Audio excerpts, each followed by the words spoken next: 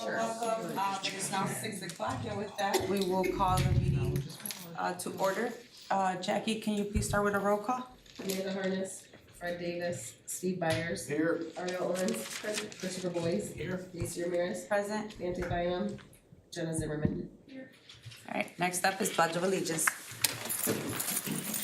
I pledge allegiance to the flag of the United States of America and to the republic for which it stands, one nation, under God, indivisible, with liberty and justice for all.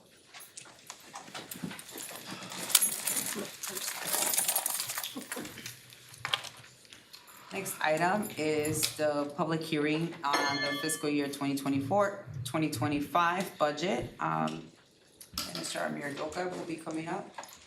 Yeah, pursuant to the new law, I have attached in the agenda item our cash reserve balance as of August 31 of 2024. Our outstanding principal current debt is about 81 million, and we have issued debt in November of 23 of 33.8 million to fund the construction of the new school, Mitchell. And then we open it for comments from the public.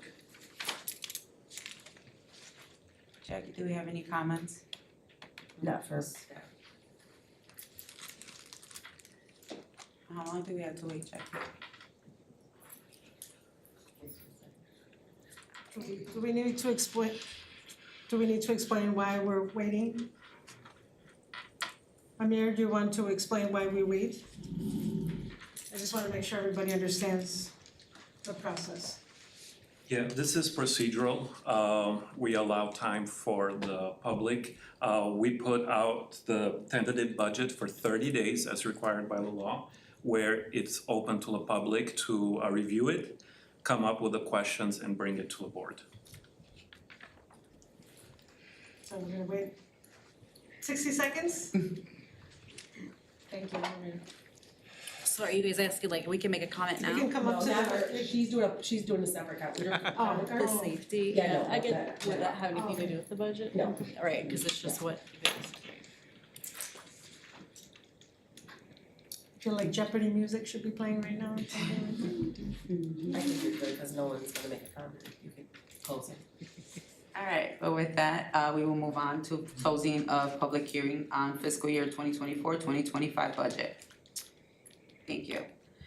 The next item is public participation and recognition. Public comments. Members of the public who wish to speak to the board shall complete a request card prior to the start of the meeting. This section of the meeting will be reserved for comments from the public. All comments should be limited to three minutes. Criticism of individuals is not in order. And we do have one comment from Ms. Tina Harris, and it's on safety. So if you could wanna come up, please, by the microphone. And I will start the clock whenever you're ready. So I guess I have more of a concern with the safety. Obviously, there's been a lot of school shootings. Obviously, we had a threat already, I think last week, which I have 4 children in the DeKalb school district, which all felt very unsafe to even attend school, are very anxious. I have middle schoolers who can't even focus on work at this point, and my kids are honor roll students, good students, no problems, but now with this extra fear, I guess I'm looking to the district of what safety measures are you guys putting in place prior to the kids even coming to school. I kind of went through and looked like through the budget from last year, this year. I do see a hefty like fire and safety budget of like, I think last year was like over $600,000. This year, I think it says 900. I know there's a new school being built. But like for the current schools, what are we putting in place? I know I think Officer Byrd says that he thinks that everything is okay. But obviously, I don't think the parents across the nation feel like everything is okay, nor do the students. I feel like a good safety measure would be possibly putting in metal detectors in the entrances and having, I know we do have police officers at schools and even at elementary schools, and maybe they should be outside watching people come in, as well as obviously monitoring the metal detectors. And I kind of looked at pricing of metal detectors. I don't know how many entrances, I don't know all that. That's something I think the school board would figure out. But I do think even if it's $10,000 for one, out of a $900,000 budget, I think that's a very small ask for parents and children to feel safe walking into a building, knowing that someone's not gonna be able to carry in something. Yes, I know that it's not 100% guarantee, but I think it would put a lot of parents and children at ease. So is that anything, I don't see anything like specifics in the budget as far as safety measures for stuff like that. Do you, I guess, what is the plan? Because it just, to me, the plan is just a shooter drill. That's all I kind of see when I was looking through. Is that just what it is? Normally, just so you know, like normal practice is during public comments, we normally don't Answer don't questions? answer questions, but we do take notes Okay. of what you are sharing with us. So we are taking notes, and then towards the end, we can definitely address some of your questions and we have the answers to your questions. If either our superintendent or one of our administrators, when they come up, they can share some of the things that we are doing, some of the initiatives. So if you do wanna stick around, hopefully, one of the administrators that is here today can help answer with, some of the questions that you had today. And please know that safety is also a concern for us, and it's actively something that is on the administrator's mind as we are, putting our processes to practice. So we are actively working on things, so we appreciate you taking the time. So outside of this, where do we get the answers for that? I think the best thing that you could probably do is email me what your concerns are, Okay. and then I can respond to you either by having you come in and talk to me, or I can respond via email. I will say this, Yeah. I probably won't tell you as much as you think you wanna hear, only because if I share what our security measures are, then they're no longer security measures, right? Then everybody would know what they are. For sure. But we do have a number of things in place that help us to mitigate some of the things that have been an issue. And we will continue to do that, and we're actually implementing even more to ensure security and safety. I'm gonna say this, the last few things that you've been hearing sometimes, like the whole thing that happened to Juliet and other places, kids always say, oh, I was just joking, I didn't mean it, Sure. it's unfortunate. And I'm gonna ask parents, talk to your kids about this, For sure.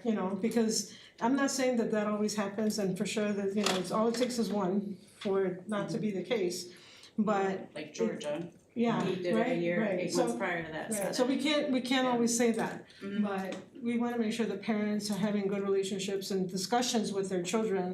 And if something really comes out of that you are really concerned about, then please bring it to our attention and use Safe to Help. That is an anonymous place that you can just drop information and it comes to us. And we'll be able to take that up immediately. And our police department are great friends of ours, and we work really well together. They worked with us tirelessly over the weekend when we were hearing all these other things.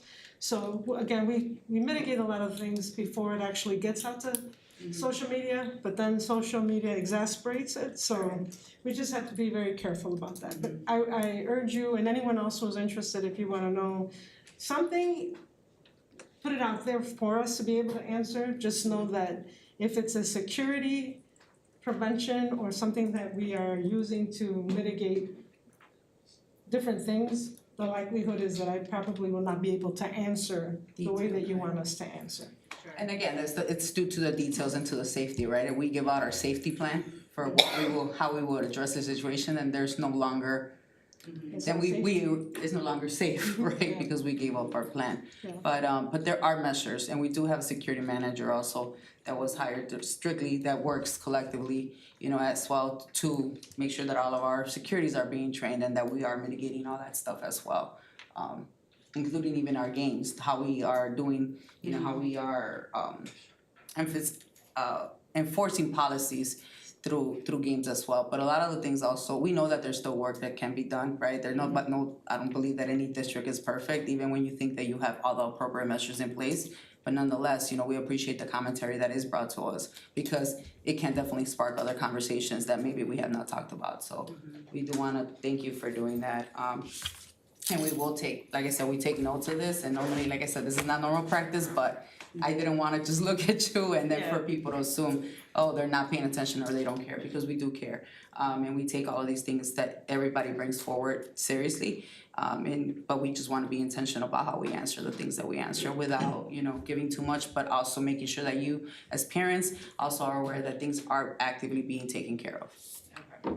So thank you for taking the time Send today. an email, There's no email here, but do you have my email address? Yeah. If not, anybody back there can get it to you, and then you just send me something and I will We respond. will follow up for sure. Okay, thank you. Thank you. Alright, the next item is board correspondence. Do you have any board correspondence? I guess I'm gonna have kind of a question. So looking at the FOIA request compliance tracker, I'm noticing that we do have the request involving, that busing issue from a couple weeks ago. And the status is no responsive records exist. So are we, I guess, saying that we have no records of anything that happened on that bus that day then? Or I guess, did first student just lose this footage or what happened? And you're talking about the first bus, where mom came in, correct? The very Bus first- 70. Yeah. So there was a meeting held with the bus company. A number of cabinet members were on there, as well as Jackie and a few others, to talk about what actually occurred and what our expectations were around there. So, Amir, can you just talk to us about what happened with the video footage from bus 70? Sure. So that is something that it's proprietary of the first student. So we wouldn't have that property. So that falls under first student. So we directed them to first student. So at that time, I believe there was no footage. The video, the camera weren't working. It was actually the only bus out of all of the buses that we were using whose camera was not working. And when asked, the bus company should have had those taken care of over the summer and neglected to inform us that one did not. So the pushback was, why would you put a bus on my route, on any of my routes without the video camera? So there was conversation around it, but, hindsight and all of that, we do not have video footage of that particular bus on that particular day. Okay, thank you. Any other questions or board correspondence? Okay. Alright, next item is student board correspondence. Okay, so we had our first mini board meeting of the school year. That was exciting. So we got lots more members. I think we're around 30 as of now, still working on getting more mini board members in the high school. I've reached out to the middle school principals about getting a middle school mini board, and I've yet to get a response from that. In the high school, we have been talking about the lunchroom and all the lunchroom feedback, so I should be able to present that soon. Still a SIT conference, and that's about it. Can I just jump in real quick? Two things. Number one, this girl does everything. This young lady does everything. I've seen her in all parts of the district, in all kinds of games, in all kinds of situations. I really appreciate everything that you do to support and cheer and play and everything that you do, so thank you. And thank you to everybody else who does that alongside of her. I just have her sitting here right now, so I wanted to make sure I said that. And the other piece is the SIT conference. Students involved in technology. This is a conference that had happened previously in many years, previous to my being superintendent, and we are looking forward to having that brought back to the district. It is a student-led, student-facilitated, informational presentation, conference on technology, where we invite other school district students to come and participate. So I'm really excited about what that looks like, and hopefully we will be able to put that on for March, Probably at February, March dates. February, March. So look for that in the near future. Thank you. Saturday. Yes. That's exciting. Thank you for all the updates, Jenna, and for all the work that you're doing. All right, any questions for Jenna? No? All right, thanks again. And then the next up is presentations. Item A, Summer Projects 2024, presented to us by Ms. Tammy Carson. So these are summer projects for 2025?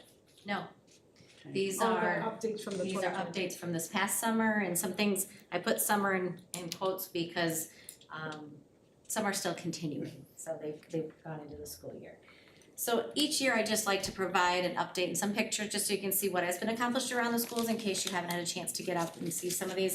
This I want you to understand is not at all encompassing of all the work that's put in throughout our buildings, whether it's from our custodians, our maintenance, our grounds, our delivery people, our tech department, even some of the staff at the high school. I'm gonna show a picture from there of some things that they contributed to that we were able to get done just last week. So just wanted to go over this with you and show you a few things of where the money was spent over the past year. So Brooks Elementary did get some new concrete and asphalt put into the building. There's still some more work that needs to be done, but the high need areas were addressed throughout the parking lot and the sidewalks. Offices, we did a split of workroom up that was near the main office suite to create an office for the assistant principal there, because that was not in that office suite. And then the other side just shows that we still have a workroom for that building, and that's what the other side is. It was actually twice as wide, but they didn't need us that much space. The office was more important to have up by there. And then the toilet room renovations, this was at Jefferson Elementary. We were able to renovate 2 sets of toilet rooms on the main floor, or main section of the building. So those have been completed. We just finished this. Actually, the last piece was finished today, I believe. But the Jefferson Playground, this is the primary playground for the younger ages. And the other playground had been done 2 summers ago, I believe it was. But this was able to be upgraded by use of ESSER funds, and the kids just love it. I recommend, if you haven't been there during lunchtime, please do. It is, if you wanna make your day brighter, go and listen to those kids playing. What's great about the new equipment is it does allow for more than one student to be able to play on a piece of equipment. And as you can see in this, the one to the left side, that it's like 3 or 4 kids on a swing playing together. Many of the pieces are so that you can play with more than one student or one friend at a time. Tyler Elementary, if you've ever been to Tyler, their gymnasium was straight access. There was no doors to it on the side by the restrooms. And for safety reasons, we did take a look at this and decide that it would be best to have a door so that it could be secured. So this entire doorway used to be wide open, no doors, just an entryway, and that was closed off, and we were able to put a door that's secure there. Cortland Elementary, we did not ever have a large freezer cooler space. So we transported food every day out there because they are their own production kitchen, but they didn't have the space to store everything. So it required staff from our food service, our food truck drivers to be able to take that out. So now they do have a freezer cooler. We did have to relocate the office space for the food service staff, and that's what you're seeing right there. This is Little John. Little John, this is their secondary playground, not their primary. But it is the first one to be redone. One of the things we requested going into next year is that we get quotes for bidding out their primary playground, but we'll be able to look to do that next year. This was also, the final piece was just put in today. Just a couple pictures. Some projects that were handled internally by our staff. We were able to add some cabinetry to some classrooms this is at Malta Elementary that did not have cabinets. Malta has some of the smallest classrooms in the district, and space is an issue just as it is everywhere. But I believe this was with PBL money, grant money, I believe, is what was used for this funding on these projects. And that's just another set of cabinets at Malta. We also, through some other funding, were able to support replacing some of our library shelving that was at Malta that had been there for many, many years. so that was actually upgraded. Now, this isn't really what the project was initially, but the Clinton Rosette gymnasiums, the HVAC units on those were at the end of life. And so we replaced them, and when we replace units on gymnasiums, if they don't have air conditioning, then air conditioning is put into those package units. Air conditioning is now in the Clinton Rosette gymnasiums and the locker rooms, and that was not part of the building before. And because there's new ductwork coming in and some things that have to be done to the ceiling and the walls, we actually then did a full paint job of that entire gym. So that gym has been completely refreshed to look very different than it did prior to this. Some more asphalt concrete repairs. These were at Clinton Rosette and seal coating. And then at the high school, if you haven't been out to to the high school, we added a security desk that we specifically built it in a way that looks like it was part of the building when it was opened. It matches everything around the building. It provides an opportunity for security staff to be stationed right at that door so they can see who's coming in before they are buzzed in. They don't get into the school any further until they are actually checked through the Raptor system and verified, and then they can be either buzzed into the main office or into the building. So that station, that security desk is manned by security staff all day. And then this was just finished over the weekend. These are in the first floor, west and east locker bays at the high school. The orange walls were painted over the summer, but the high school administration did put time into designing these, and it was installed, I believe, on Saturday. So this is all brand new and looks amazing in those two locker bays. Copy room, small thing, but we took some cabinets out and made this a conference room and a copy room space because it had some wasted space. Vape detectors.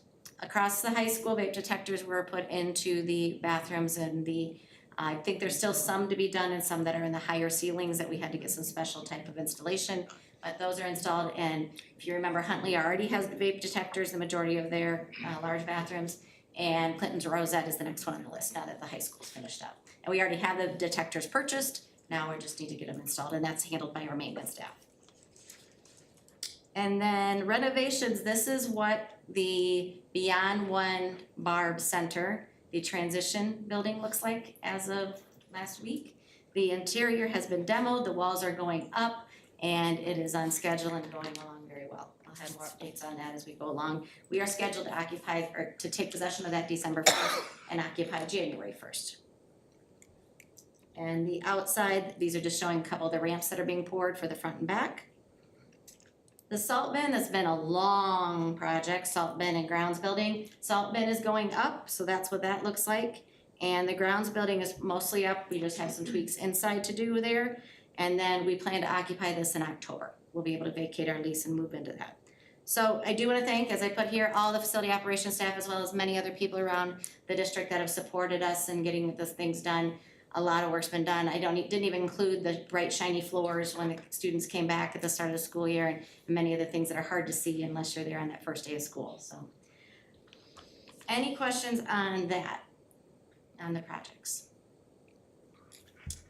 Okay, about a month ago at the board meeting, I was asked about, when I was talking about summer 2025 projects going to bid, I was asked about where's the funding sources been on our past projects. So I did some quick calculations on these to show since 2020 through 2024, because that's when the ESSER money started to come in, was after the pandemic started.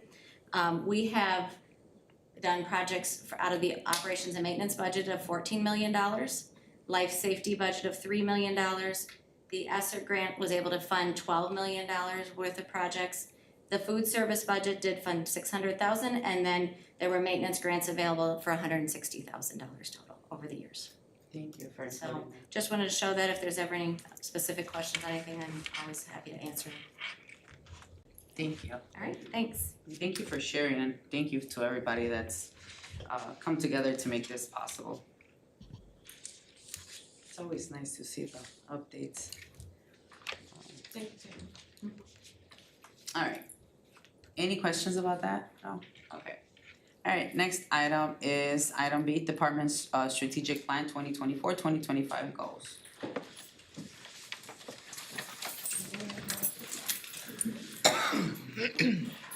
And then this is submitted and going to be presented by Kevin.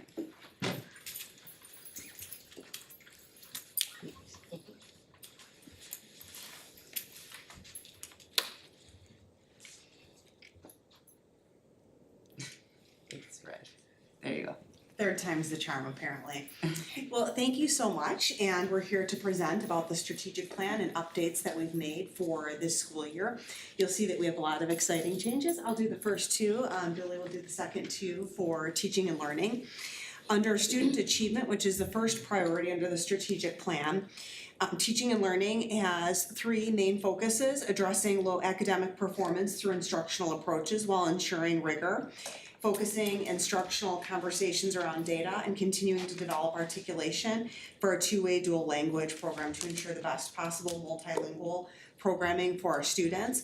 We've already, within the 1 month of being in school, had a lot already started for this, so we're excited. At secondary, I know we've been leading specific math professional development through our building leaders, and then also with our teachers and teacher leaders. Also programming at the high school, you'll see coming through the pipeline some additional courses to support our advanced learners. And the conversations around data, we're already starting specific supports for our building leaders, again, our teacher leaders, and then our PLCs to make sure, especially as we just closed our MAP NWA testing window, that our elementary and secondary through the middle school have that data and are ready to use it to differentiate our instruction or programming based on what comes out of that. So we're already starting some of that work for our PLC day, which is next Friday. And then the second strategic priority, two, teaching and learning, is focusing on increasing our two-way communication with families and capitalizing on successful strategies and habits, and then leveraging community partnerships. So to expand a little bit on the two-way communication, one of the things that we're looking at through our data disaggregation is our students that are in, I believe it was the 75th percentile and higher, what are the practices that are happening at school and home, and sending out some surveys to see how we can capitalize on the great growth and gains within that demographic, and then using it to apply to our community outreach and partnerships, and then also our parent engagement nights. Some of that demographic is free and reduced lunch. Well, can you speak into the microphone, please, Mr.? That demographic is free and reduced lunch. And I'm actually gonna invite AJ Crook here. Our managers and our coordinators, they do a lot in our TNL department, so she's gonna do the third one after, were you done? Sorry. I was, thank Okay. you. Go ahead. Alright, so I have strategic priority 3 for financial stability with an equity lens. We work diligently together and collaboratively to make sure the funding goes to our priorities, such as school improvement plans. Our title funds go to a variety of areas that we're focused on. Play-based learning, Project Lead the Way, all of our little initiatives that we have. Yeah, and our last goal under human capital recruitment and development, we really wanna create a seamless interview process with our opening of our new elementary. So we've been working with Mr. McDavid, who's here tonight. In doing that, we're actually having on Tuesday a info for all internal staff that might be interested in coming over to Mitchell from their current building and wanting to be part of the fund that we're gonna create over at Mitchell. So that's our fourth goal for teaching and learning. Any questions for us? Thank you. Thank you.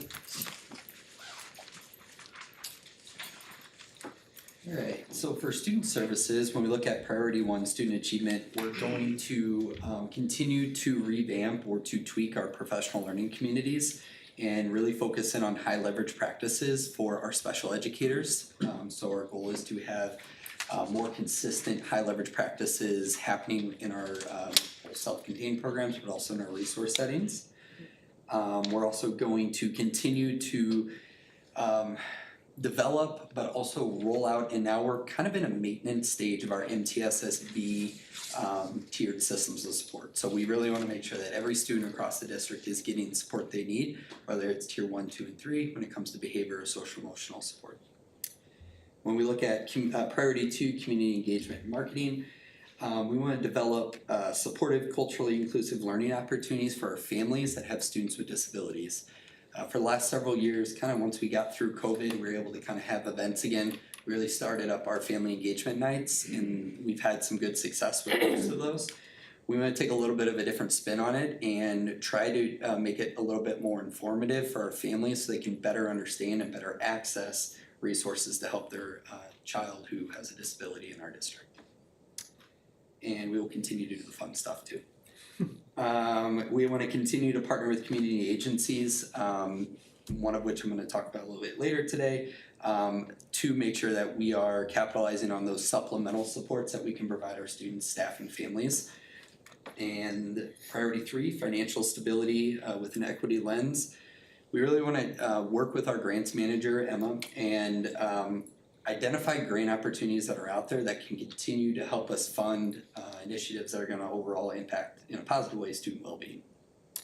Last but not least, we want to continue, this is priority 4, human capital recruitment and retainment and development. Partner with HR to help fill all of our hard-to-fill positions that seem to impact student services quite a bit. So we want to continue to kind of work on that in addition to developing the pipelines for internal and potentially external staff moving forward.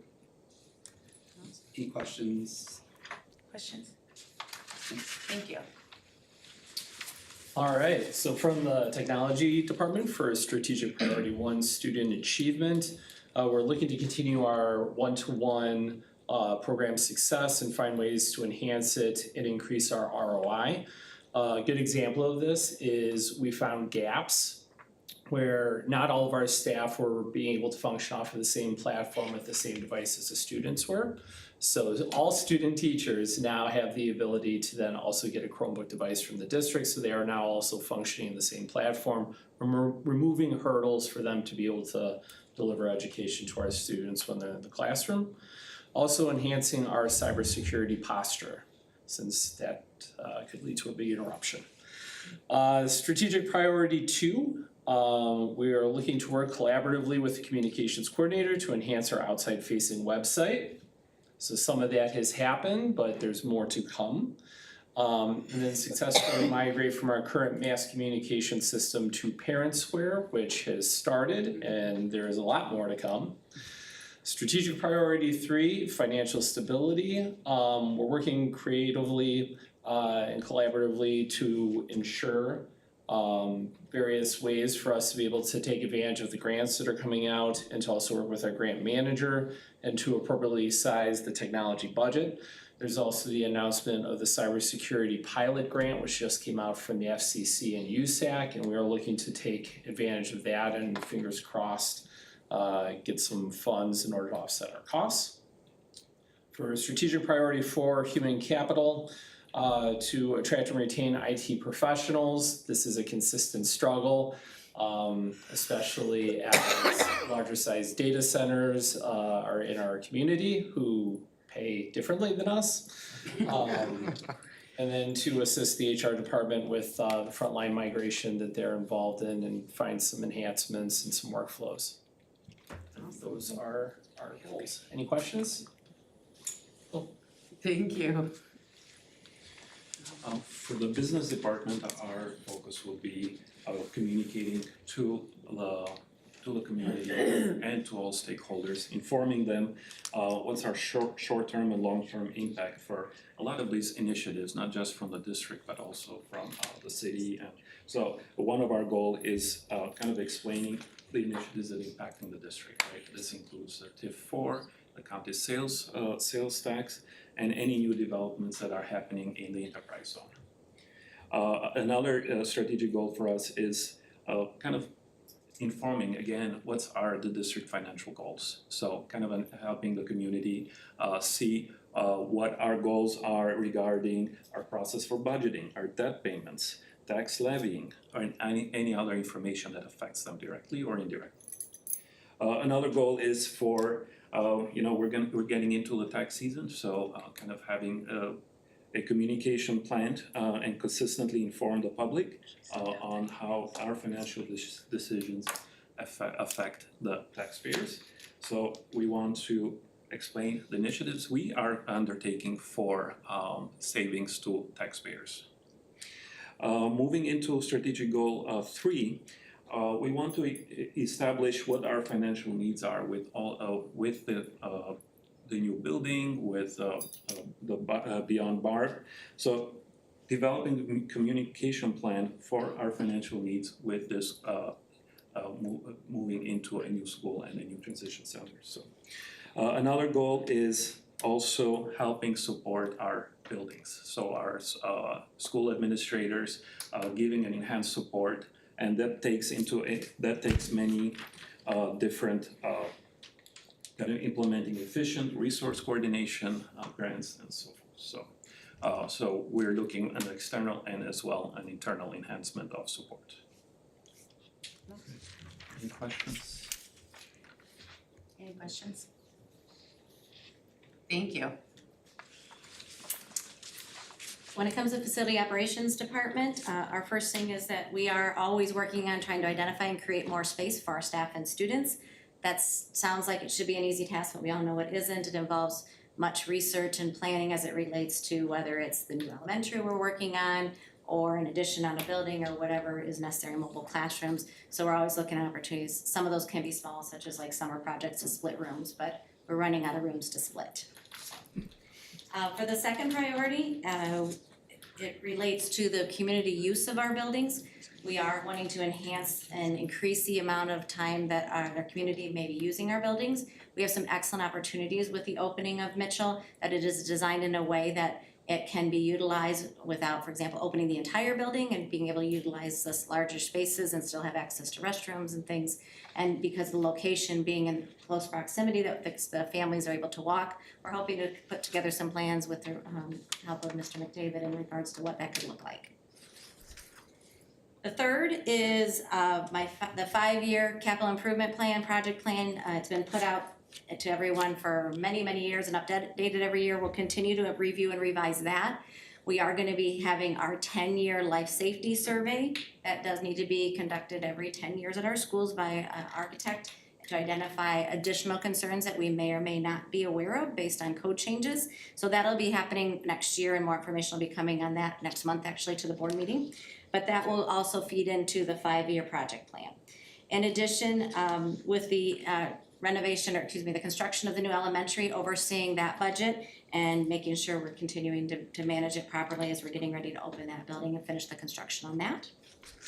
And then lastly, we have 2 facility operations supervisors that are retiring in the next year and a few months. So plans are underway in regards to their posting their position, hiring, training, and what it takes to replace those positions before the actual person actually vacates. So there's gonna be efforts put to that to make sure that we are still a solid team and that we're making sure we're moving forward in the right way with new people coming on board. Any questions? Questions about that? All right, thank you. Thank you. Good evening, everyone. Good evening, school board and community. The DEI department has quite a few goals. I'm not gonna say them all, but I will highlight a few. One that's extremely important is for us, meaning myself and school leaders and district leadership, to enhance our data literacy skills, specifically in the area of identifying critical data points, so that we can monitor whether or not we are closing our equity gaps. The Illinois State Board of Education does have 25 data points, and as you can imagine, trying to track all of that is quite cumbersome. We're working with school leaders over the past year. The school leaders have identified where they had some gaps, wrote change plans, but there's an old saying that if you don't monitor it, it might not be getting done, and if you don't have data to say that it's getting done, it probably is not getting done. So that's why we're being very intentional in that area. Part of that is that each school will have mandatory professional development as it was last year, but the professional development area of focus is increasing to include including student voice as part of the culture and practices of their school buildings. One thing that I'm extremely proud of that we were able to add to our strategic goals is the cultural coach that you all have graciously allowed us to have.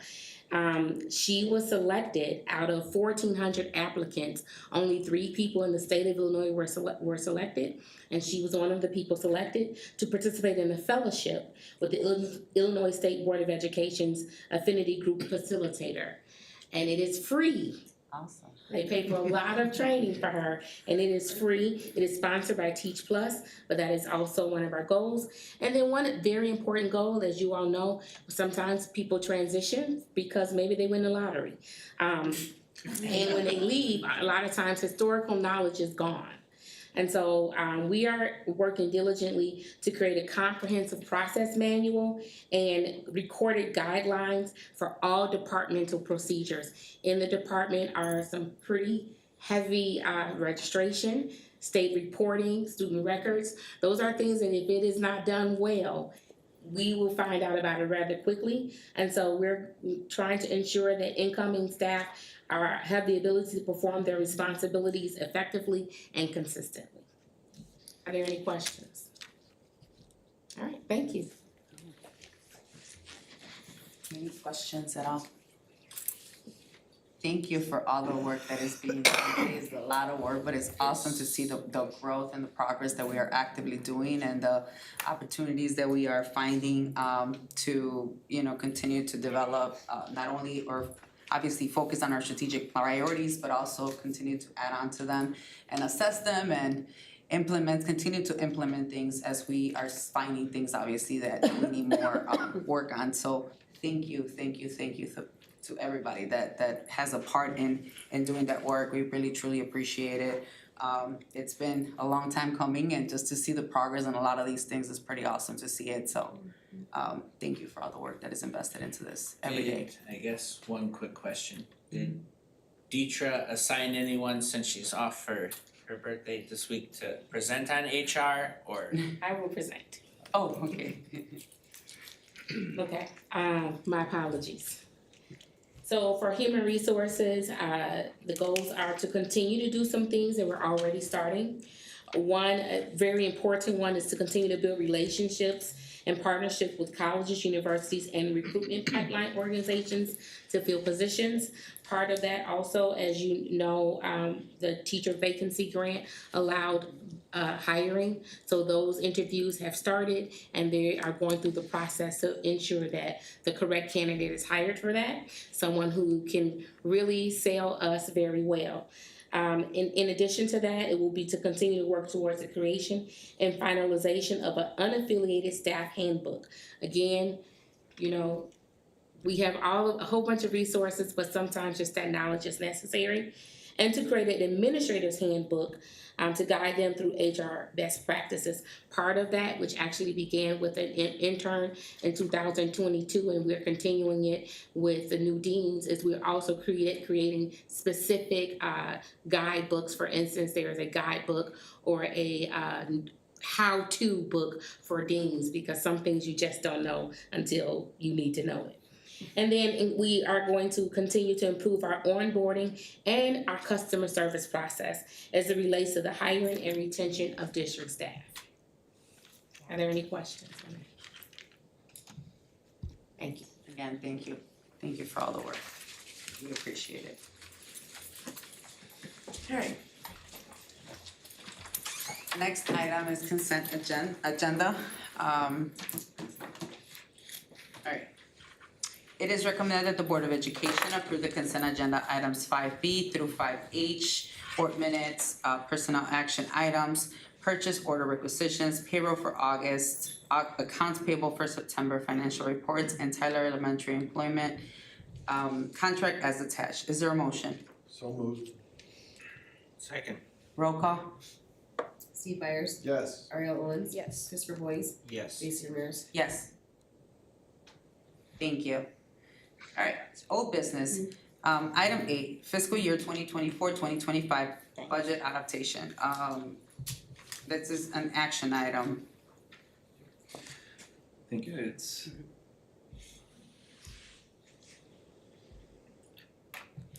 It's gonna be on the agenda, Amir. oh, that's good.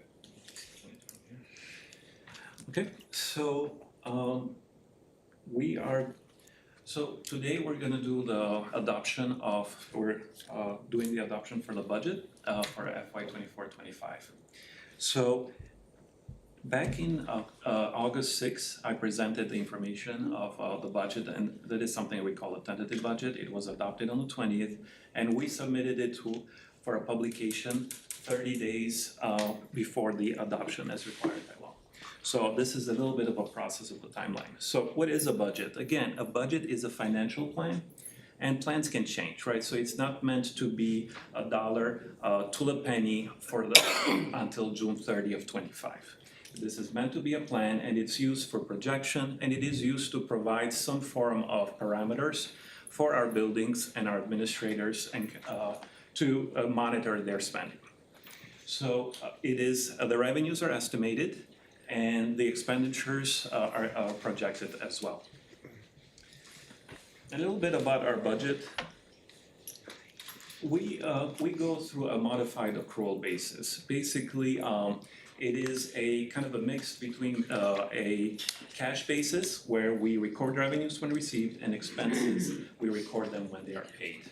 So we mix in a little bit of a modified accrual basis because we want to establish when the expenses were recorded and when they happened, and when the revenues were deposited when they happened. So what does that mean? Well, let's take an example of if an activity was happened in June, but our invoices came in July and we issued the check in August, we would count that for June because that's when it happened. So that is a required for the schools. Another example would be deferring our property taxes. So our property taxes are collected from May to October. So the May and June one, even though they belong to the next fiscal year, we will accrue them to July 1. So that way, the revenues that are meant for the following year are recorded at that time. So that's a little bit about what our budget is like. But so from the previous tentative budget, I mentioned that any type of adjustments, we are going to bring it to you to share what's changed from that August 6th meeting. So in terms of revenue, we got this new grant, and I want to give a shout out to Sarah Bates and Emma Fiorini. So we got a Stronger Connections grant. It's about $306,000.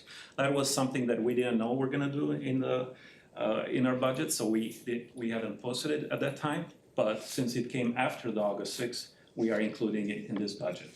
Same thing with Title III.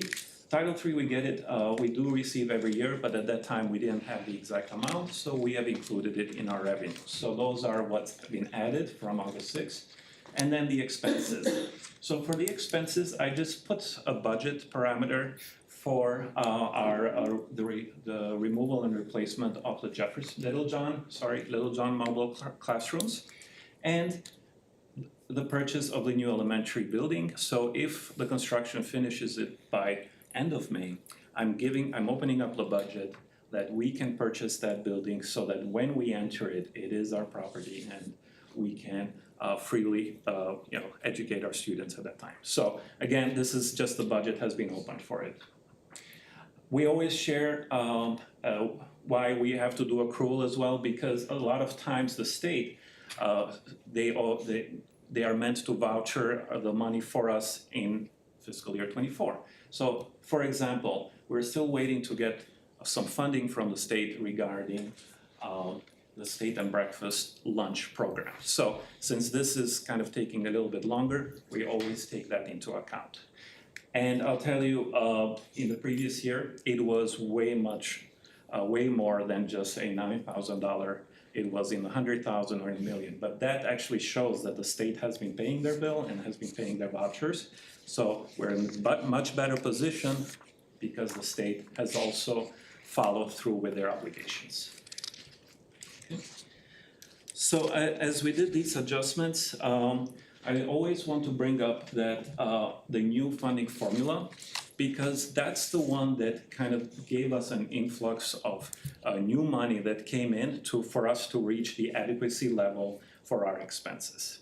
So back in 2017, and I'm not showing as far as 2017, but back then we were at about 56% adequacy level, meaning that we were running services with a adequacy financially of about 56%. That gave a signal to the state to influx money to us, and as the years progressed, we kept getting this tier funding that we call it. So in the tier funding is this, for reference, in 2023, we had about 1.4 million. This is the kind of the 3 rows down. But in the following year, we see that money keeps shrinking by 60%. So that's where that little arrow is.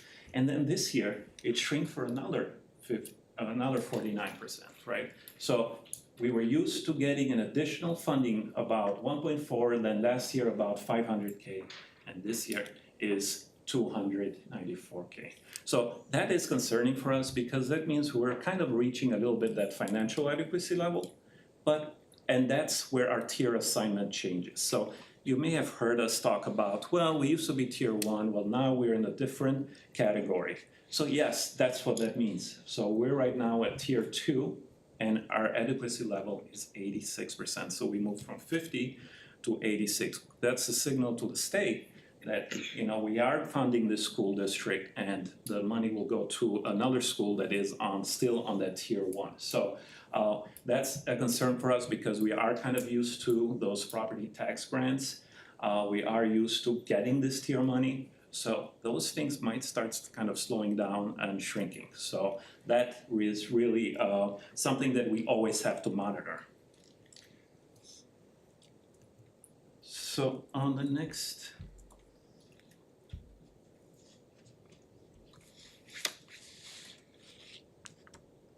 So on the next slide, we talked about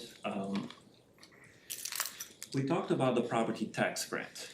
That is something that has allowed us to give direct savings to our property taxpayers through the grants that are coming from the state. So if you notice, from 2020 to this year, we have granted about 46.7 million dollars in abatements, giving savings to taxpayers. So we're kind of used to that, providing this, and even this year, we would be able to provide about 6.4 million in savings for taxpayers through this grants abatements. We will know if we are eligible in November for the next round of property tax grants. So kind of crossing our fingers, but again, as we move away from that tier, it will affect these type of funding. So this is that summary that we always like to share during the adoption. This is where we're at, and it kind of gives you a nice snapshot, that bird's eye view, where we were and where we are right now. So if you notice that blue column, well, a lot of it was that influx of EBF money or the state money, but now as that funding is kind of leveling off, we're seeing that also our blue column is also leveling. So right now we're looking at about 500K in surplus, and our fund balance is still healthy at 75 million, but it is 49% of our expenditures. So we always measure our cash reserves, our savings towards what our expenditures are. So we have to understand what that cash reserve means. What does that fund balance mean? So that is our savings account. That is if there is any disruption in our revenues, in our streams of funds, we are able to dip into our savings, kind of like you do with your own personal finances. So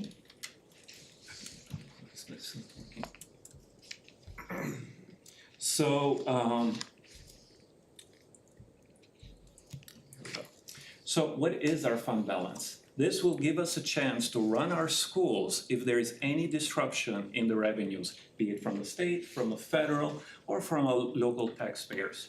So just a kind of a quick kind of reference. Back when COVID happened, the DeKalb County allowed the property homeowners a 6 months grace to pay their property taxes, right? Well, that would be a disruption, let's say, for schools, which will require this distribution to pay for their payroll, right? So in that sense, they would be dipping into the savings to make up for those that disruption that happened. But guess what? DeKalb County taxpayers not a lot of them actually followed with their grace period. They paid things on time. So that is kind of something that DeKalb County is known for, that they will pay their bill on time. And a lot of them are actually homeowners that they've paid off their homes, so they were able to pay that tax bill. So we were able to get that distribution on time. But you can see a little bit of a glimpse between us and other school districts in the area, which are kind of comparable to us. Sycamore, we're looking at about 32%, then it's us about 49%, and Batavia, Geneva, West Aurora, and St. Charles, they are in the mid-50s. The board has allowed us to be 20 to 30% of fund reserves for any type of these disruptions, which means the schools can run, even with disruption, at about 4 months out of the year. So with us having kind of a healthier fund balance of about 50%, we're looking at having 6 months of this with disruption of funding, but we are looking to use that funding for other projects, any bold initiatives that we want to make for Vader. So what are considerations? What did this budget really share with us? So we talked about having that new elementary school. So if construction finishes by end of May, we are able to budget for the new building out of this budget that we are presenting. The transition program, that's starting in January 1. So this budget has in its parameters the opening, the staffing, and the running of this transition program. Considerations in the future, as we think about this budget, we're also getting into our tax season. We have to think about the projections for the following years, so the 5-year plan or more years plan, and we have to look at some initiatives that are happening in the city. So TIF 4, this is a proposal from the city for the South 4th Street corridor. We're looking how is that affecting our budget for the upcoming year. Really, the bigger concern is as new families are coming into that zone, as the zone is getting redeveloped, and that's the intended target, we might get more students enrolled. So we have to think about projecting that student cost, and also how does that affect our revenue streams. The other one is county facilities sales tax. So that is a new initiative that is getting into the ballot on November 5th, and it is allowing the DeKalb voters to look to approve or reject the county sales tax. What we intend as a district is to pay our referendum bonds earlier so that we can save on interest, we can save future taxpayers from paying a building that happened 10 years ago. So we are looking to use this county sales tax not only to directly affect home property taxpayers, but also future property taxpayers. And of course, all our budgets will have facility and FTE needs, so staffing the new school and also any additional classrooms. We do worry about state funds, like considerations such as what will happen to our state funding formula? What will happen if there is any property tax freeze? Or any pension obligations if they're shifted to a school. So we have all of these kind of worked into our budget to consider. So just as a reminder for our taxpayers, we have provided relief in form of abatements. As early as in April, we did an additional 3.7 million to what the 12.5 million we did back in December. So that puts us into a total of about 16.2 million of abatement for our property tax payers. Additionally, we are part of TIF and enterprise zones, and we use these abatements, we use that revenue generated to fund our bold initiatives. Just as, again, as just a reminder of the impact that the school district is having on property tax. Our property tax rate has declined in the past 5 years, and you can see compared to the aggregate of other taxing districts, we are lowering our tax rates at a higher amount than all of them combined. So at the bottom, the third row at the from bottom up, there we share how other taxing bodies combined decline versus ours, and you can see that we keep lowering our tax rate at a much higher percentage. In conclusion, the budget is just a tool for planning for the upcoming school year. It's not the dollar for dollar. We cannot expend to the dollar to what the budget is showing. But it gives us those parameters, gives us those little lines of where we can spend and monitor. And we are in a good financial position, and we're just committed to ensure all our resources are placed at the right, and also we're living within our means. Any questions? And we're looking for approval for this. Yes. Okay, thank you, Jeremy, for the presentation of that and for providing clarity to not only us, but also to the public. Okay, with that, it is recommended that the Board of Education adopt the fiscal year 2024-2025 budget as presented. Is there a motion? So moved. Second. Roll call? Steve Byers, Yes. Ariel Owens, Yes. Christopher Boyce, Yes. Lisa Harris. Yes. Thank you. All right, next item is item B, Press Plus 116, final reading and approval. This is an action item. But before I read that, this is where I read this, right, Jackie? All right. So before I read this, I do have to read one of the questions from the Press Plus 116, and get consensus from the board to default it to what the recommendation is from the district for us to answer. So this is just standard protocol. So required question number 1, for districts that have a practice of providing instruction in life-saving techniques and first aid in their staff development programs, insert the following optional paragraph that optional paragraph that restates 105 Illinois CS 5311, 105 Illinois CS 110.3, and 77 ill admin code 527-800. An opportunity shall be provided for all staff members to acquire, develop, and maintain knowledge and skills necessary to properly administer life-saving techniques and first aid, including the English maneuver, cardiopulmonary resuscitation, and the use of an automated external defibrillator in accordance with the national recognized certifying organization. Physical fitness facility staff must be trained in cardiopulmonary resuscitation and use of any automated external defibrillators. Persons performing CPR are generally exempt from civil liability if they are trained in CPR. Persons performing automated external are generally exempt from civil liability, and so forth, right? And then for this, it is recommended that we answer no for this question. So with that, it is recommended that the Board of Education approves the Press Plus 116 release as attached with a proper recommendation from the district. Is there any questions about that? Can we get a why the district's recommending that? Yes, Kyle will be letting us know.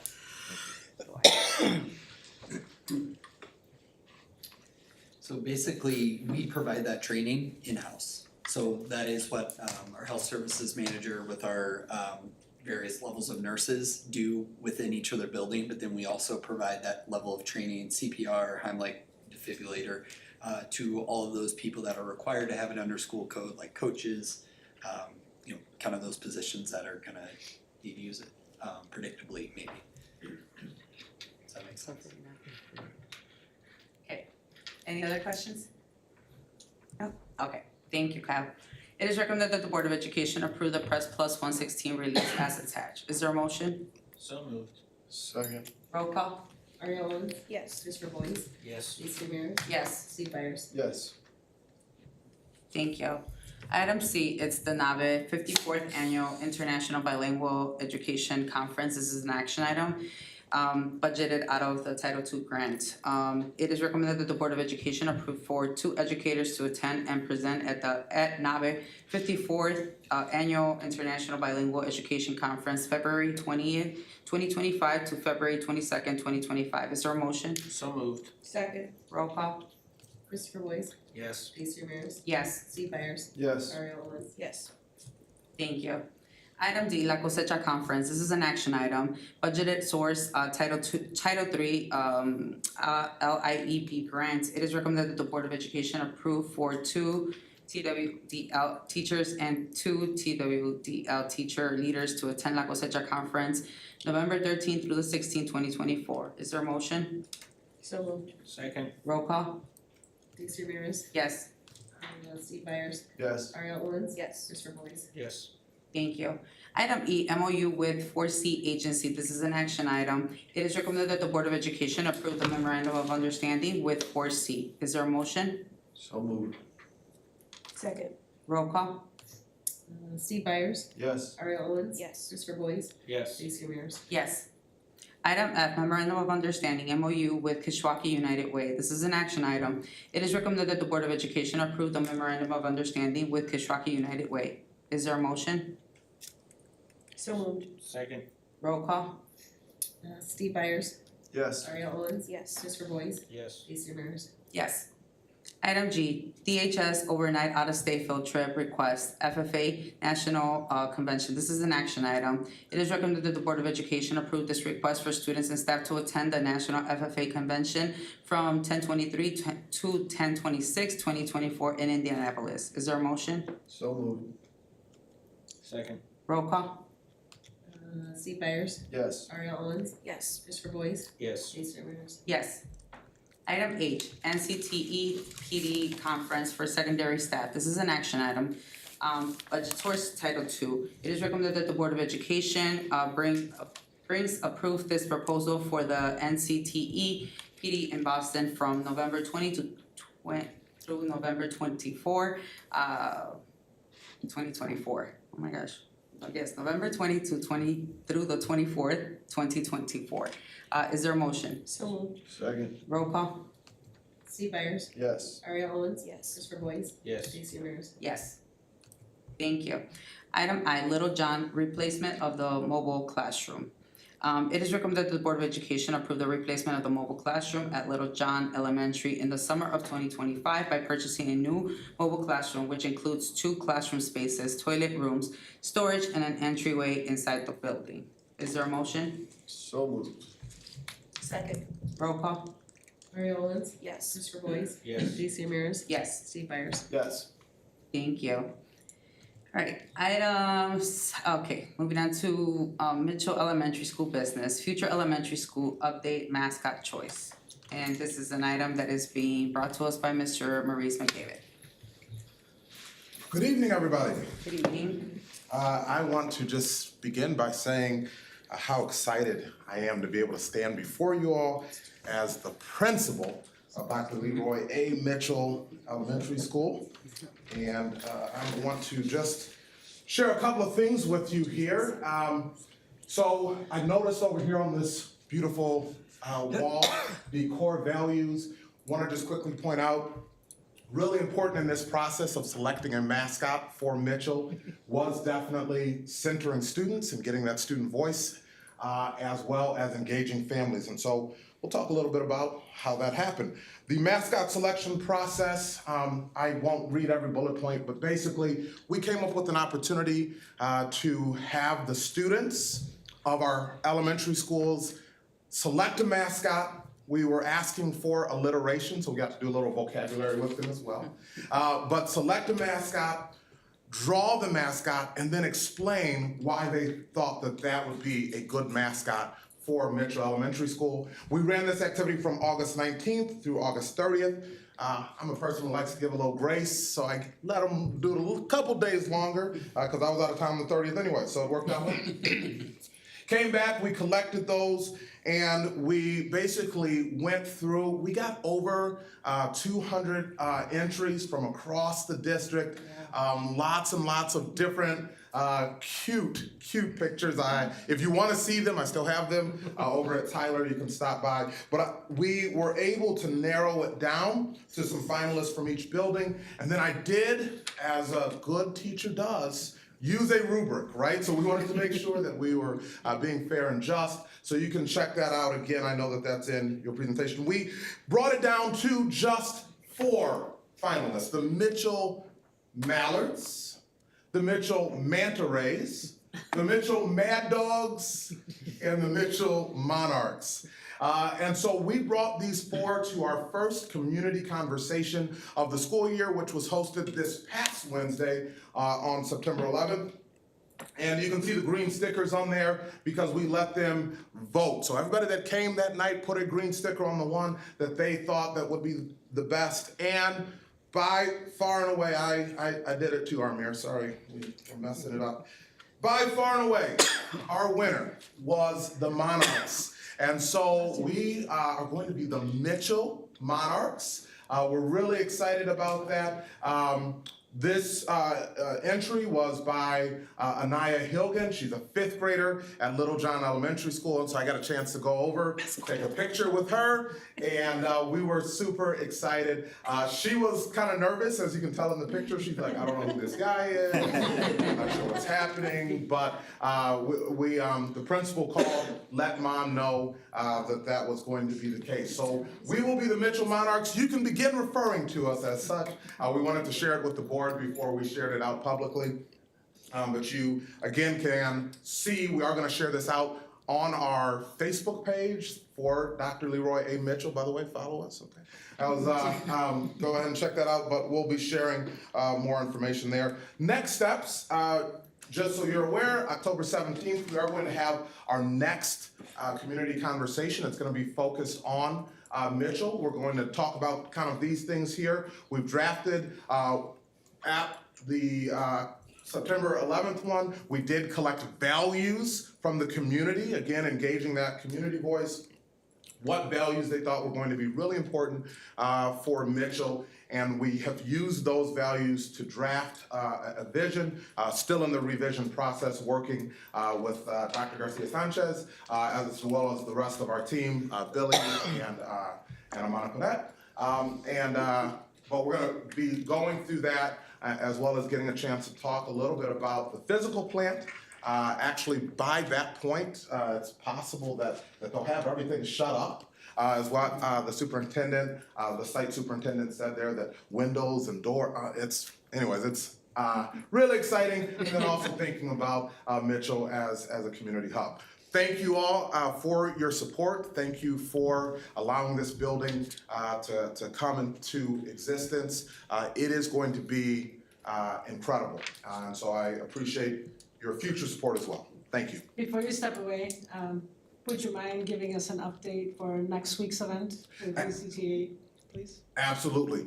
So I have had the opportunity to work with again, our Department of Human Resources, as well as Department of Teaching and Learning and Department of Diversity, Equity, and Inclusion, to come up with an internal hiring plan. So next Tuesday is going to be, well, I apologize, actually a couple weeks ago, or about a week ago, on a Friday, shared out just an introductory video of who I am and my leadership journey. Of course, announcing that I'll be the principal there at Mitchell, but also inviting our internal staff who are possibly interested in coming to work at Mitchell for the 25-26 school year to come to an informational session. It's actually going to be hosted right here in this room next Tuesday, the 24th. And so I'm going to just take another opportunity. It'll be at 4:15. We're scheduling it from 4:15 to 5:15. I can talk, so that's why we got to put an end time on it. So I'll definitely have an opportunity to answer some questions there, but really get an opportunity to share a little bit of what we are hoping as a district that this building will do, how it will impact, again, our district as a whole. I will say we are planning on particularly looking at DCTA hiring first. and then moving on to some of the other union representation. There's some reasoning for that, and we'll talk a little bit about that on Tuesday. Questions? Thank you. Oh, thank you, and Thank thank you you. for all the work as well. Alright, new business. Item 8, DHS overnight out-of-state field trip request, marching band, regional competition. This is an information and action item, and this is due to timing sensitivity as well. Any information? Sorry, this was me, You're up, Sarah. Yes. I was so enthralled with his presentation. Sorry, I was Starstruck. So yes, this one's me. I am helping out the high school so I can provide an overview. This is, as it says, an overnight field trip for marching band, Thank you for moving it to information and action. It could have flowed through the 2 meetings, but it would have been cutting it pretty short. It is $220 per student that will be funded by individual students or their fundraising accounts. Jenna's going. Oh, perfect. What a surprise, right? Thank you so much. Alright, any questions about that? I go.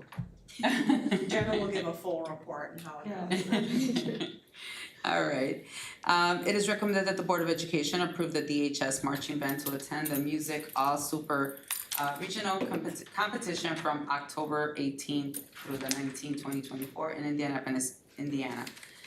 Is there a motion? So moved. Second. Roll call? Christopher Boyce, Yes. J.C. Ramirez. Yes. Steve Byers. Yes. Mario Owens. Yes. Thank you. Item B, Daybreak, school-based mental health service agreement. This is an information item brought to us by Mr. Kylers. Good evening. So back in the 23-24 school year, sometime in like late winter, spring, we learned about an opportunity to apply for the Stronger Connections Grant, which is a federal grant that actually flows from the federal government down to the states. So the state of Illinois was awarded over $40 million for this grant program. All the credit in the world goes to our SEL coordinator, Sarah Bates, our health services manager, Stephanie Condon, grants manager from last year, Mike Trevelyan, who kind of got this started, and then Emma Friorini, who is currently helping us get things off the across the finish line, and then obviously helping us manage the grant. We were really excited, and Amir shared this earlier. We were awarded in total $306,571. That was actually our second award. So initially, I think they gave us ballpark $260,000, and then they came back and say, "Hey, we're allocating more money your way." So there are some different things that we want to do with this grant funding, but one of the things that we're committed to is to provide access to services for all of our kids. And we've talked about that over the last couple of years in different ways. One of the things that you probably heard people in our community, maybe people who you know, say, "I'm trying to get counseling and there's a 6-month waiting list," or "I'm trying to get counseling and my insurance doesn't cover it." And that's a real barrier, and that has a real impact on our kids, both in school, at home in the community, but also their families. We intend to use the funds, or a portion of these funds, so about $136,800, to partner with Daybreak Health, which is a national kind of company, but has staff dedicated to each state to provide free access to our families and their students for counseling sessions. This would be a partnership that would span about 2 years, so we would start it obviously now with the award of the grant and continue through not next September, but the September after that. Sorry, the years are gonna. So I put some more detail in there. It's about a 2-year partnership. In that, youth aged 10 to 19 would get up to 12 individual sessions for free, or family therapy if you're age 5 to 12. In addition to this is also gonna help, and I talked earlier about one of our strategic priorities was that family engagement. We're also gonna be able to do some different classes and tailor those lessons to what we are seeing our families are asking for or needing. So I'm not gonna tie in everything today, I kinda am, but one of those things might be how can we help parents talk to their kids about safety concerns, whether that be big safety concerns or little ones.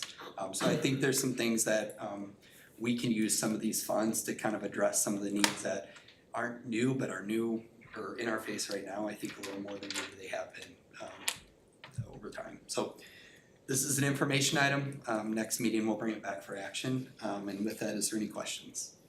It's awesome to see that, you know, that opportunity is coming about, and it definitely can close some gaps for our families in providing that support, you know, beyond what they're able to possibly afford, you know, even with insurance, it's still pricey, so for people that are even eligible to qualify for counseling, it is still very expensive for people, so to be able to provide that is awesome to see. You know, there's always gonna be scheduling logistics you gotta work out, but Right. it's a lot easier to get in front of a screen than it is to, you know, get a ride to go somewhere physical. There's nothing wrong with that, right? But it's not. But accessibility is not always, so an opportunity for people. But it's also awesome to hear that there's a possibility for us, or the potential to connect some of the needs of the families to some of the things that the initiatives that we are implementing across the district, so thank you, that's all, thank you. Any other questions? Does this program, does it kind of have like a natural off-ramp with it, or are we going to start a 2-year program, get families used to something that we offer, and then not have the Stronger Communities grant and not have the funding in the budget for this kind of program in 2 years? Yeah, no, that's a great point. So we're gonna do this, right? It's gonna be successful and then we wanna continue it. So one of the things that we could look to do is continue to apply for the grant, but we don't know if those 2 years from now are gonna be available. I'm gonna go back to something we talked about earlier, which is the data. And I think if we have the data that shows that this is something that's effective for our kids and our families, then we need to prioritize that within our funding, whether it's grant or another way, right? Or maybe we have to scale it back a little bit. So I think there's ways that we could look at it, but we're gonna let the effectiveness of our data drive whether or not we wanna reinvest in that down the road too. Thank you. The other thing I did, sorry to ramble, but I do wanna just say, we appreciate the support of the DeKalb County Mental Health Board and all of those agencies that we already partner with.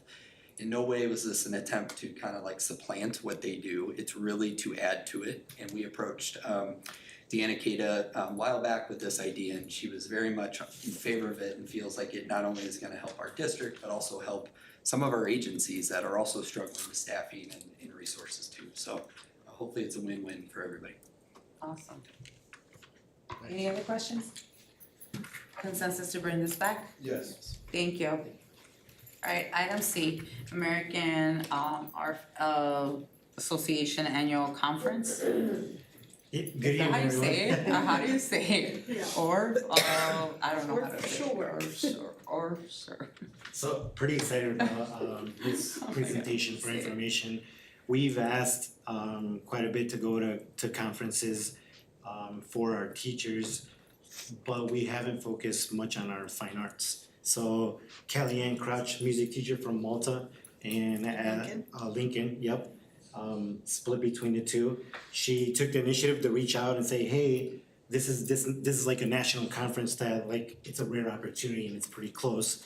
Can we consider this? So she gave me her rationale of why. It was very sound. So I worked with the coordinator of our music coordinator, and we got it rolling, and we've been working together to make it happen. So now I'm going to, because I can't pronounce that either, I'm gonna go ahead and let Kellyanne jump in as well. Thank you, Billy. Makes me feel better. Thank you, Billy, and thank you all for having me. Good evening to everyone. I have an exceedingly unique opportunity to attend the American Social Work Educators Conference, which this year is in Des Moines from November 13th to 16th. In previous years, it's as a national conference held in Albuquerque and Providence. And while that's lovely, that's slightly less accessible. This is a play-based methodology for music. And so it aligns really well for our goals, especially in the lower elementary classroom. What makes it especially unique is with that play-based, it's engaging the higher level thinking skills that something like music sight reading and engaging in the creation of music doesn't always happen for our youngest learners. Having this opportunity for the conference has 150 different sessions that are all directly applicable to the elementary music classroom. So for comparison to the Illinois Music Educators Conference, also a great one, for our elementary classroom, they might have 20 sessions over the conference, including things like introduction to Orff work, because it is a little bit out there to see. But having this conference in Des Moines has that specificity to meet the learning targets that are actually associated with our strategic goals, such as trauma-based approaches in this creation classroom, using music with our urban learners, and incorporating SEL strategies that may not be seen in traditional music curriculums. Once I have this information, this is something that I can bring back to our professional learning communities as we are collaborating with our group of 7 elementary music teachers and further through our whole music staff. And this is one that aligns with our visions through building the musicianship in every learner, which is the foundation that we need to get our really excellent overnight field trips for our DeKalb High School ensembles. The fiscal impact of this is $1,597, and collaborating with Billy, that would be paid out of the teacher vacancy grant, and aligning with our strategic priority number 4 of human capital recruitment, development, and retainment. Sounds like a great opportunity, but even though I cannot pronounce the name right, but it sounds like an awesome opportunity. Thank you. Any questions about it? Would it just be you going? As far as I know, I am the only elementary teacher who has expressed the interest at this point. A 5-day conference is a lot to ask for some people. So, Be fun. that's a great question. It'd be fun to bring a friend. Yeah, It would, I'd love to. It most definitely would. As I said, Kellyanne, she's split between 2 buildings, right? So that's having to find a sub for 2 different buildings most likely, unless that person can travel. If we had another person, we'd have to do the same, and I think everybody knows the sub situation right now. So we wanted to get this for now. We definitely were on the same page of how do we bring this back to everybody else. If it comes up near our area again and Kellyanne feels that it's something that is very powerful, then we'll most definitely think about sending more people. It's just for right now, we, have to be financially responsible, and I think our mayor would appreciate that. It's awesome, and you know what, again, it's awesome to see that the conferences are really tailored to focus on the priorities that we have, and and to see that there's opportunities being granted to teachers, because that, throughout the years when I first started as a board member, I often heard, not a lot of us have these opportunities, so to see them come up so frequently now, it's pretty awesome, so thank you for everything that's being done for that. All right, any other questions? Consensus to bring this back? Yes. Thank you. All right. Item D, benefit rate proposals for 2025. This is an information item brought to us by Mr. Amir Doka. Yeah, I wanted to give a shout out to our benefits coordinator, Stacy Smith. She works with new hires, explains to them the benefits, and she also works with our current employees. So she is here today with our DLR consultants, Adam and Doug, and they're gonna present what the new benefit rates that starts January 2025 is. They go out for bids, so they're gonna talk about what the bids and the results were and what they recommend for us for this fiscal year. So I'll just let them present, Adam and Doug.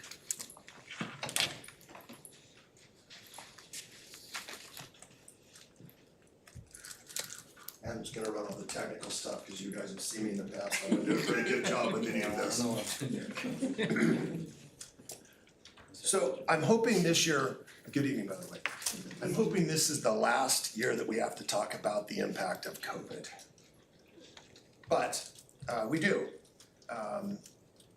We saw a drop in claims several years ago because everybody was on hold, the doctors weren't seeing everybody. But subsequently, what we found is that there's a lot of providers that have retired and they've not backfilled. So there is a shortage of providers in all areas for all employers. It doesn't matter what health plan you're on. It's just something that everybody's trying to deal with now. I know they've expanded the nursing programs, the PAs, programs to try to get more providers for all of us to see. We met with the insurance committee 2 weeks ago, and so our recommendations are gonna come through that committee as well with their approval. This past 12 months has been pretty amazing for the health plan. We have seen a significant rise in the number of high dollar claimants. We don't typically run as many high dollar claimants as we have this year. In fact, we had 43 high dollar claimants that accounted for 47% of our total claims for a total of $5.1 million. 6 of those were in excess of $250,000, with the highest being approximately $600,000. So what are we doing to try to help with that? And through the insurance committee, through the unions, through Stacy in the HR department, we're going to really promote the programs, the disease management programs that Blue Cross Blue Shield has to offer. Diabetes, hearts, all the things that there are very few things that we can actually manage within the health plan. We've gone back to the providers and asked for the biggest discounts. Insurance companies, their profit margin through the Affordable Care Act is already set. They can only make a certain amount of profit. The rest has to go to claims. So we have to manage the large dollar claimants before they have large dollar claims.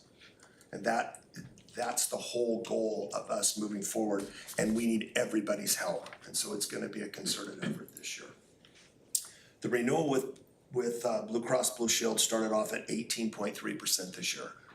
It's the highest that they've tried to pass through to us. At the end of the day, we wound up with a 7.3% rate increase. We got bids, we went out to bid, and in fact, we got no competitive bids from any of the other carriers, the Aetnas, the UHCs of the world. And the reason being is they believed that 7.3 was better than they could offer. So Blue Cross Blue Shield it is. The pharmacy claims were up 14.8%. Our ER visits were up 51%. Of that, 24% was what they classify as non-emergency. So through the Health Insurance Committee, it was recommended that maybe we raise the co-payment for ER visits. But when we got the pricing back from Blue Cross Blue Shield, it was literally pennies per month in savings, and it didn't justify going from $150 to $250 on that. The other thing that came out of the committee is in this particular area, it's difficult to get into an urgent care facility. They have limited hours where it's actually true walk-in. The rest of the time, they want you to make an appointment.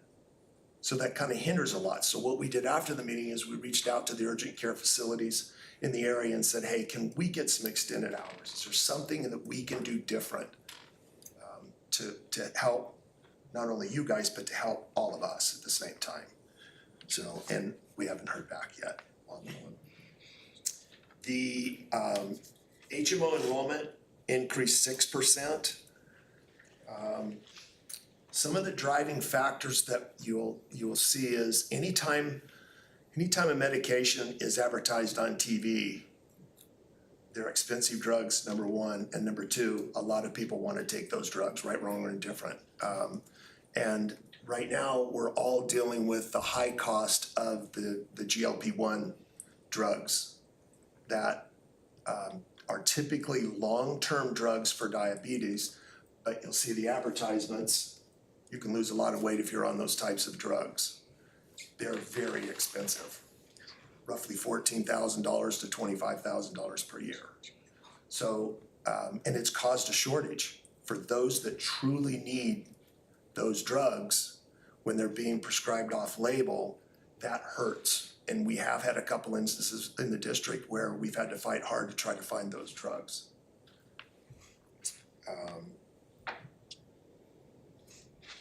Dental. The dental increased 5.5%.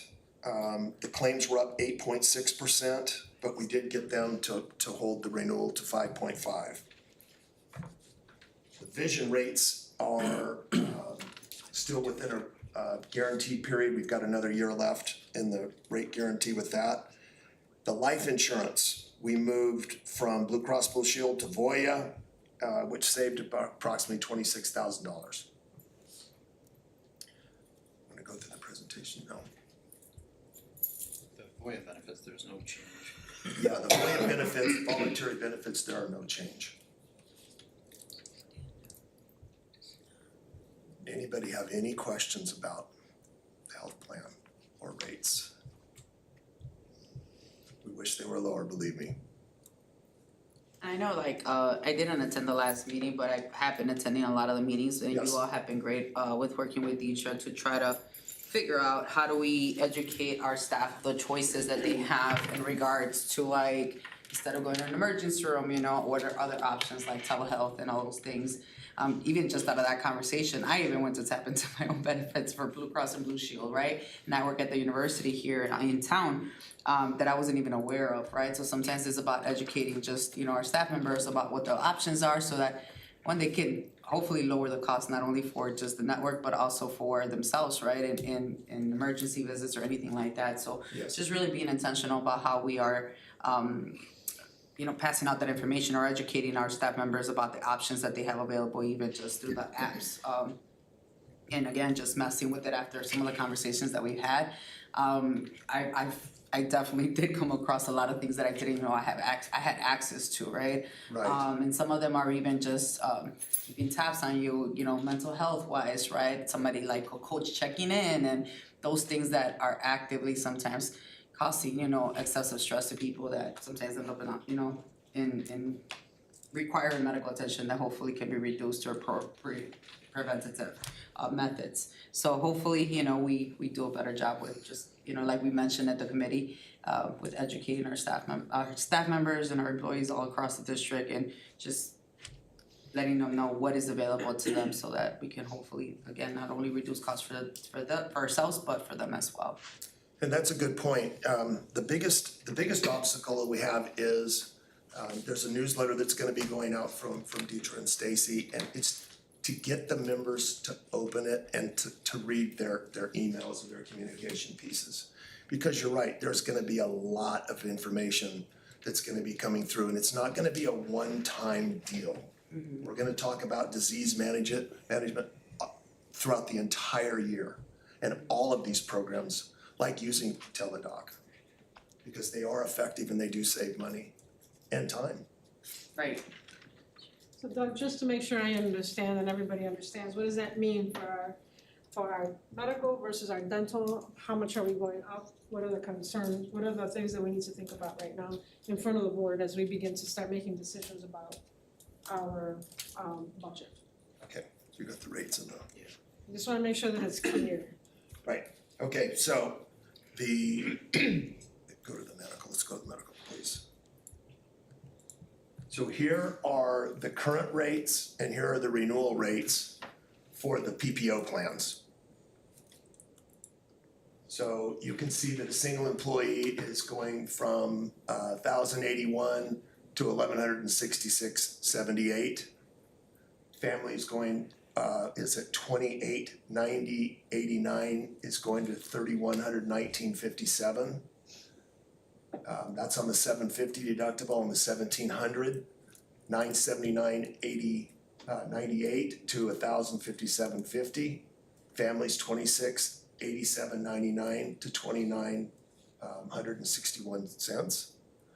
So this is, generally speaking, you're saying that's a 7.3% increase in between this and that? Yes, yes, Okay, it's a and this is for PPO? That's for the two PPO plans, correct. So the HMO plan is going $823.29 to $888.42.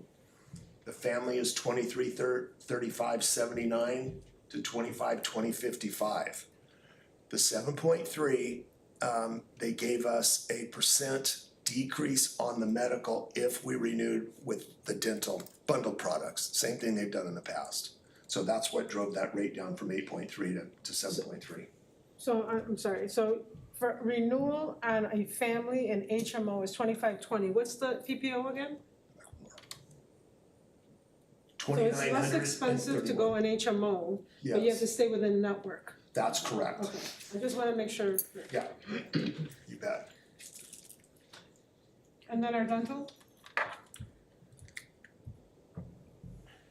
The dental rates, single is $50.14, going to $52.90, and family is $154.44, $162.93. Is this our only plan? Yes. Okay, so we're talking about a 5.2 increase? Yep. Across all of them? Okay. I just, again, 5.5, not 5.5. I read 5.2 increase. Oh, it's 5.2, I'm sorry. That's okay. Can you read? I'm looking up there going, I'm bringing this up because as we're negotiating recontracts, right? So I just wanna make sure that we're thinking overall what that means as well, as part of the contract. Okay, yes, thank you for. no, thank you. Any other questions for them? No? Alright, consensus to bring this back? Yes. Alright, Thank thank you. you, thank you. Thank you, gentlemen. Alright, item E, DCTA program course approval, salary schedule, credit, and CWC course approvals. This is an information item brought to us by Billy Burrow. So it's not this up here. So the Professional Relations Committee met, and this is an addendum to what was already asked to be approved for coursework, and there was a couple things missing, so they got those documents now, and they are asking for additional people to be approved. So you'll see there's 3 on there, and the Professional Relations Committee already met, approved it, and now they're looking for your approval. Any questions about that? Alright, consensus to bring this back? Yes. Thank you. Thank you. Alright, item F, Administrator and Teacher Salary Benefit Report 2023-2024. This is an information action item brought to us by Ms. Teacher Salz, but presented by Mr. Amir Doka. Yep, this is a report that is required to be posted on the website as October 1. So it is a report of the salaries. It is in arrears, so it is the 2023-2024 report. And we need the approval for the board to post it on the website for ISB. Any questions? Yeah, it is informational action. So moved. Second. Roll call, I apologize. It's been a long day, I apologize. Okay, this is an information action item, and so it is recommended that the Board of Education approve the administrator and teacher salary and benefit report for 2023-2024. Wait, let me see, I read the wrong one, I apologize. Is that what it is? Yes. It's F, right? I apologize. Okay, it is recommended that the Board of Education approve the administrator and teacher salary and benefit report for 2022-2023 for website publication. It's 23-24. Okay, It's an cause in here it It's says an 23, error. okay. We need to So it's- fix that. So it's 2023-2024, okay. Alright, so let me read it one more time. It is recommended that the Board of Education approve the administrator and teacher salary and benefit report for 2023-2024 for website publication. Is there a motion? So moved. Second. Roll call. Steve Byers. Yes. Ariel Owens. Yes. Christopher Boyce. Yes. Lisa Ramirez. Yes. Thank you. Alright, and then the last item and the next item is the superintendent update. It's gonna be one item. But it's a tough item, right? So we're gonna go back to what our public participation was a little bit about. I think that the last couple of weeks have been very heavy on everybody's mind about things that are being posted on the website, on Facebook, on social media, how students may be having conversations with adults at home, at school. And next week, at some point, we will be sending out information, generally speaking, to the whole district around our thoughts behind it and some next steps that we'd like to see all of us take in unison. It really, it takes all of us to figure these things out, to help each other and to mitigate the issues that have come forth. I think more than anything, we have to keep in mind our safe to help that our students can use from their Chromebook to a parent using a phone call to, whatever it is that we need to do to get information to us. it is always best to use Safe to Help instead of emailing me or sending me a text message, only because with Safe to Help, everybody who needs to be informed will be informed at the same time, and we can get to things a lot easier. Ben could probably explain a lot better, and so can Kyle, but I just think that what's really more important is that you know that we will be putting out something uniformly across the district for everyone to better understand how we are moving forward. Currently, our security manager is Matt McIntyre, who is also out on professional development to get better at his role in instances as we have just gone through.